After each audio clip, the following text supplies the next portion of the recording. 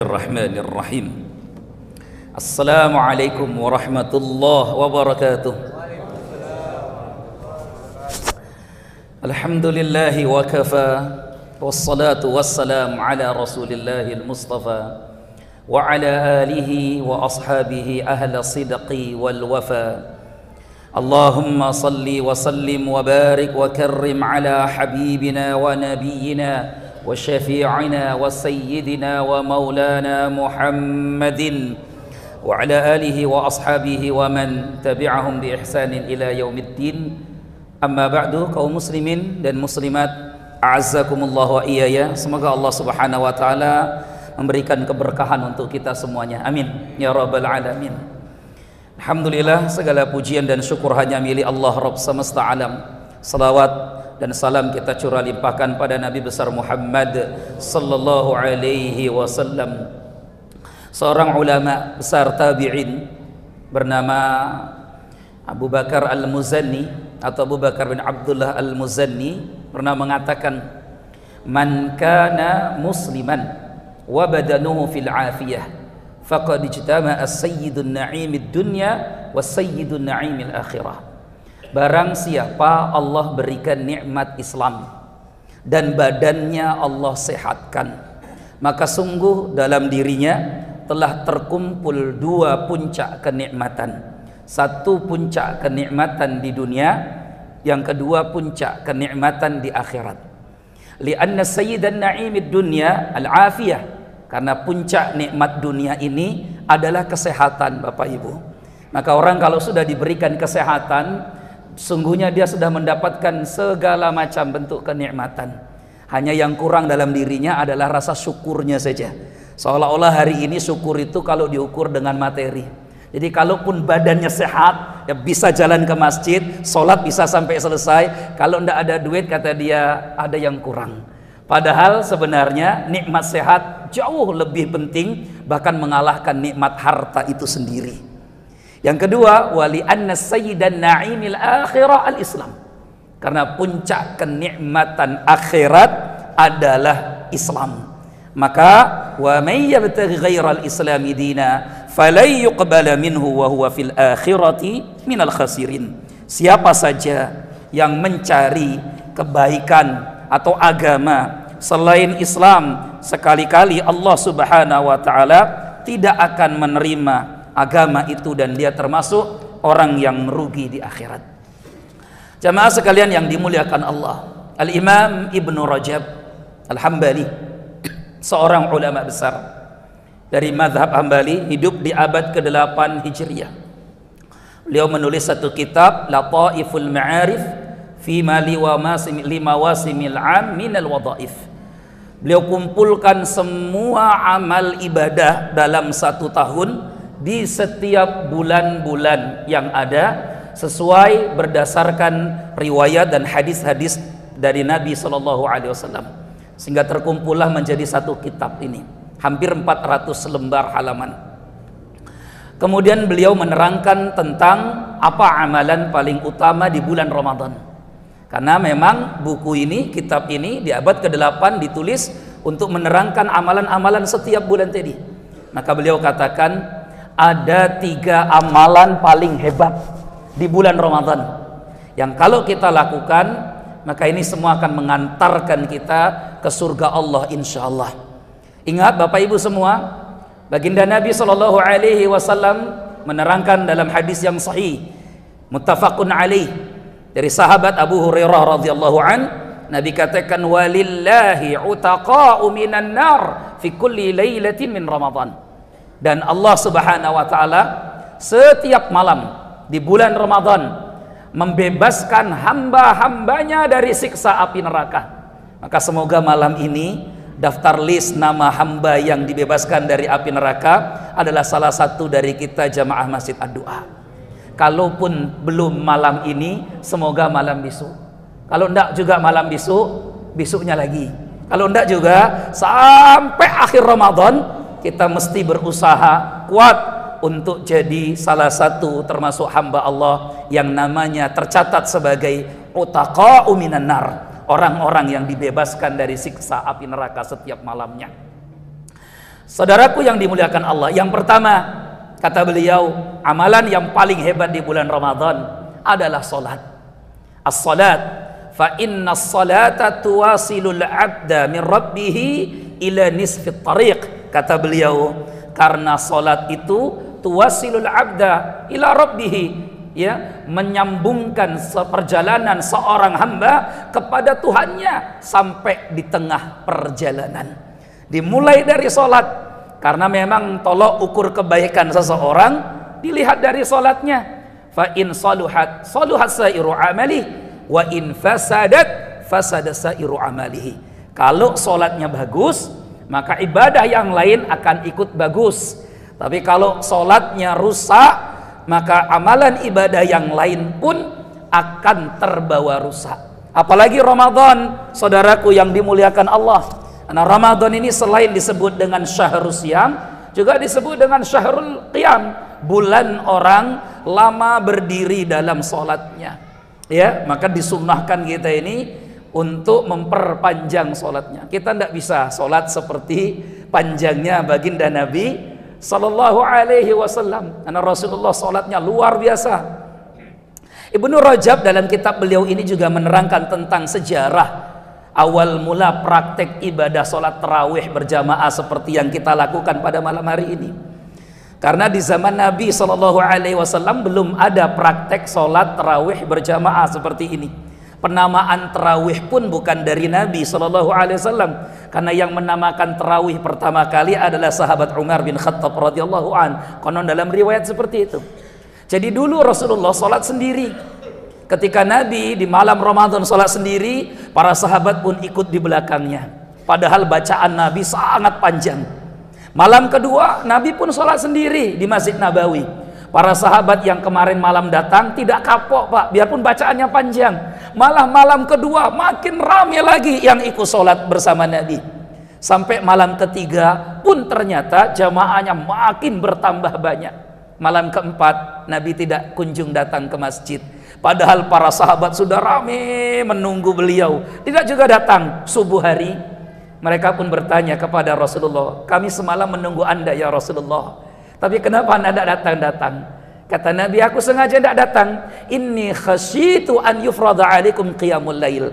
Karena saya takut kalau nanti justru sholat malam di bulan Ramadan ini hukumnya menjadi wajib.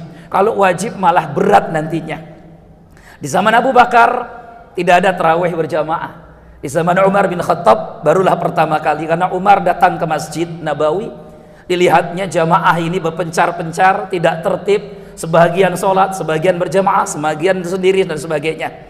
Maka Umar menunjuk dua orang sahabat, Ubay bin Ka'ab radhiyallahu an, Tamim Ad-Dari.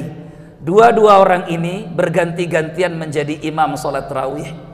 Maka sholatlah berjamaah tarawih pertama kali di zaman itu, berganti-gantian antara Ubay dan Tamim. Fakanu ya'tamiduna 'alal 'asa, sampai kemudian para jamaah ini mengeluh karena begitu beratnya sholat malam di bulan Ramadan di zaman Umar bin Khattab. Maka Ubay bin Ka'ab, Tamim Ad-Dari kemudian dipanggil, karena jamaah banyak yang bersandar ketika sholat tarawih karena saking lamanya. Maka ditanya, berapa panjang sholat tarawih yang ditegakkan? Mereka katakan biasa seperti baginda Nabi Shallallahu Alaihi Wasallam sholat di malam di bulan Ramadan. Kami ruku setiap 200 ayat 200 ayat.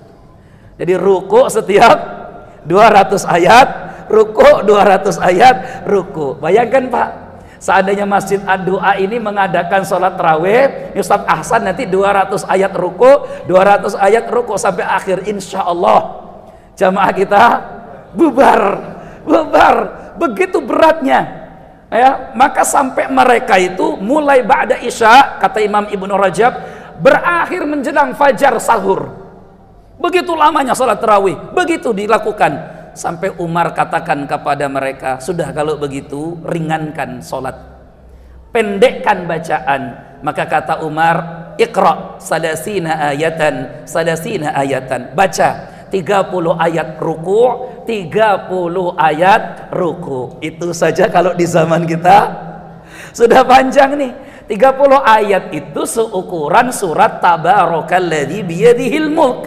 Berarti 2 halaman setengah baru ruku. Ya, nah, kira-kira kalau malam ini imamnya pakai versinya Umar bin Khattab radhiyallahu an, 2 halaman ruku, 2 halaman ruku, ya insya Allah nih Pak, malam ke-10 insya Allah ini tinggal berapa baris seperti ini. Ya, alhamdulillah di malam ke-6 masih sampai belakang. Belum lagi ibu-ibu yang ada di atas, masya Allah. Semoga Allah gugurkan dosa-dosa kita. Ternyata ibadah ini, praktik ini dilanjutkan terus sampai zaman Imam Hambali, Ahmad bin Hanbal, sekitar abad ke-3 Hijriah, 235 Hijriah. Ternyata praktik ini masih ada terus, 30 ayat, sholatnya begitu panjang. Jamaah pun mengeluh lagi kepada Imam Hambali. Masih di kitab yang sama disebutkan oleh Ibnu Rajab. Ya, maka kemudian meminta fatwa, ini kira-kira imam ini bagusnya berapa? Karena iman semakin menurun, kualitas iman maksud manusia semakin menurun. Iman kita tidak sama dengan para sahabat. Iman kita jauh berbeda dengan generasi-generasi awal dulu. Maka kata Imam Hambali, bacalah 7 ayat, 7 ayat ruku, 7 ayat ruku. Berarti kalau 7 ayat itu 1 halaman. 1 halaman ruku, 1 halaman ruku. Itu di zamannya Imam Hambali. Ini malam ini berapa nih Sat? Ya, 1 halaman juga Sat ya. 1 halaman bagi 4 rakaat ya. Gitu ya. Kalau kita ini umat akhir zaman, Pak. Kalau umat akhir zaman, ya yang penting sah sholatnya. Di 3 ayat, 3 ayat. Insya Allah 3 ayat pun sah. Yang penting bukan inna atau ina ya 3 ayatnya ya gitu ya. Paling enggak ada mutulah perbaikan di bulan Ramadan. Karena ibadah paling terbaik di bulan Ramadan adalah salat. Baru yang kedua puasa. Kenapa tidak puasa? Karena puasa tidak akan diterima kalau kita tidak salat, saudaraku yang dimuliakan Allah. Maka rugi betul orang yang hari ini siang hari dia puasa tapi tidak salat. Pernah tidak kita temukan ada orang yang puasa tapi tidak sholat? Ada. Maka ini orang yang tertipu oleh setan. Wa zayyana syaitanu a'malahum. Setan hiasi perbuatan salahnya seolah-olah itu baik. Ketika dia puasa tapi dia tidak mengerjakan sholat. Bagaimana mungkin Allah akan terima ibadah jika sholat tidak kita kerjakan? Sementara baginda Nabi SAW katakan bahwa sholat itu kalau baik maka yang lain amalannya pun akan ikut baik. Sehingga saudaraku yang dimuliakan Allah, terus fokuslah dengan puasa kita. Bukan hanya sekedar menahan lapar, bukan hanya sekedar menahan haus, tetapi puasa menurut apa yang diramalkan oleh para sahabat. Sebagaimana sahabat Jabir bin Abdillah radhiyallahu an mengatakan, "Idza kunta fi yaumi shaumika fala takum yauma fitrika, fala takum yauma shaumika ka yauma fitrika." Jangan jadikan hari kau berpuasa sama seperti hari ketika kita tidak puasa. Falyasum ma'aka sam'uk, walyasum ma'aka basaruk, walyasum ma'aka lisanuk. Maka jadikanlah puasa pula penglihatanmu, jadikanlah puasa pula pendengaranmu, jadikan puasa pula lisanmu. Sehingga ketika kita berpuasa, awas hati-hati, jangan sampai ada kata-kata dusta keluar dari mulut kita. Apalagi ucapan-ucapan kotor keluar dari lisan kita. Jangan sampai kemudian kita gunakan pandangan ini untuk yang tidak baik atau yang haram. Jangan sampai kemudian kita gunakan penglihatan pendengaran ini untuk yang baik atau untuk yang buruk dan sebagainya. Maka hendaknya kita berpuasa memperbaiki kualitas puasa kita dari tahun ke tahun. Dan terakhir, amalan hebat di bulan Ramadan adalah sedekah. Kenapa tidak Al-Quran, Ustaz? Al-Quran sama seperti sholat.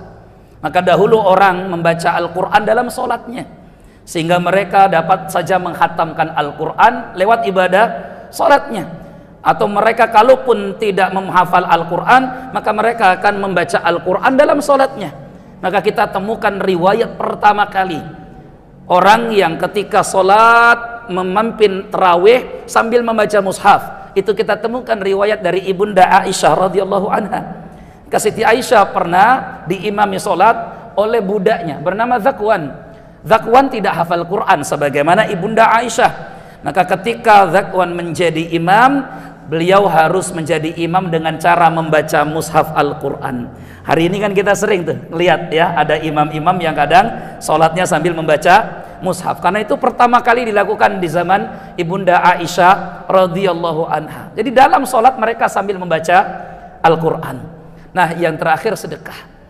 Afdhalus sadaqah, sedekah fi Ramadan. Seutama-utama sedekah adalah sedekah yang kita keluarkan di bulan Ramadan. Apalagi Bapak Ibu, sedekah yang kita keluarkan di 10 terakhir bulan Ramadan di malam harinya. Ingat, di malam harinya. Maka usahakan, kalaupun kita ingin menunda sedekah sehingga sampai pada yang paling terbaik, maka bersedekahlah kita di 10 terakhir bulan Ramadan di waktu malamnya. Sungguh ibadah yang kita lakukan di 10 terakhir bulan Ramadan di malam hari, tidak ada satupun yang bisa menandingi kualitas dan nilai ibadah itu di dalam bilangan hari dalam 1 tahun lamanya. Tidak ada bisa nandingi. Oleh karenanya rugi kita kalau hari ini kita penuh tapi 10 terakhir kemudian kita kosong. Ingat, al-ibratu laysat bil bidayah wa innamal ibratu bin nihayah. Ukuran kemenangan dan kebaikan Ramadan bukan dari awal kita memulai puasa, tapi ukuran kemenangan kebaikan di bulan Ramadan ditandai dari bagaimana kita sampai akhir Ramadan tetap istiqomah. Saya harap dan kita semua berharap Ramadan di awal ini penuh Masjid Ad-Du'a. Ini Masya Allah, ini luar biasa, penuh sampai belakang. Maka kita berharap sampai 10 terakhir Ramadan pun jamaahnya bisa tetap terus penuh seperti ini, bahkan kalau bisa jauh lebih lagi, lebih banyak dan memakmurkan. Wallahu a'lam bishawab. Subhanakallahumma bihamdika, asyhadu an la ilaha illa anta, astaghfiruka wa atubu ilaik. Assalamualaikum warahmatullahi wabarakatuh. 30 ayat. 30 ayat.